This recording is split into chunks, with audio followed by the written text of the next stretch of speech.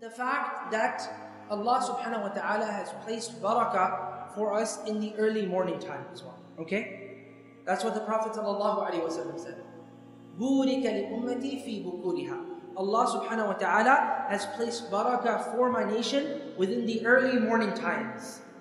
So there's a special type of barakah that happens at the early morning times. Now this is a tip for some of you, that the Fajr time is a time where most of the people in the household are going to be sleeping. So those mothers who are working at home, perhaps working from home with a business that they've made, a model that can work from home, if they do it at that time, everyone is sleeping, perhaps even the husband is sleeping, right? Inshallah, the husband prayed Fajr and then went to sleep, right? Or even better yet, the husband is also up after Fajr. But this time, there's no distractions really. And Allah has placed a special type of barakah during this time. Anything that you want in your life to be Mubarak, use this early morning time. Especially the time from after Fajr till Tulu' al-Shams, till the sun rises. That is the most Mubarak time. That is one of the most Mubarak times for a person to do anything. Whether that be memorizing the Quran, whether that be reading something, whether that be business even. That's why the narrator of this particular hadith, Sakhr al-Ghamidi, radiyallahu ta'ala anhu, he realized the potential of this hadith. So in the morning time, he would do his transactions after Fajr.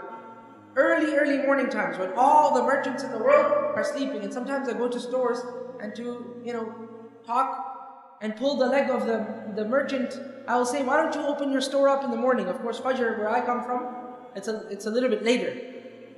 So I say, why don't you open it up around 6 o'clock, This is 6 o'clock, no one will be here. Then I tell them this hadith. Even if no one is here, Allah subhanahu wa ta'ala will place barakah. Who is going to be there even in the Mediterranean society? People are sleeping. Sometimes in Medina, Fajr becomes really early. Some people are going to go to sleep. Not everybody is going to be practicing this. He realized to practice. So in the morning time, he would conduct all of his transactions right in the early morning.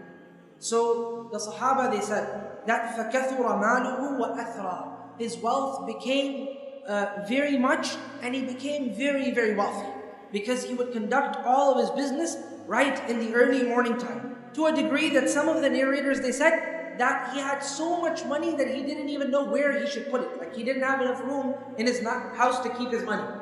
Now, of course, nowadays we have banks, but at that time they had to keep money in their houses, so he didn't have room in his house to place money. And normally people of wealth have big houses as well, so you can think of that. This person had made so much money simply by doing his transactions at early morning time and attaining that barakah. So anything that you wish to do in your life that you want to have barakah in, do it in that early morning time.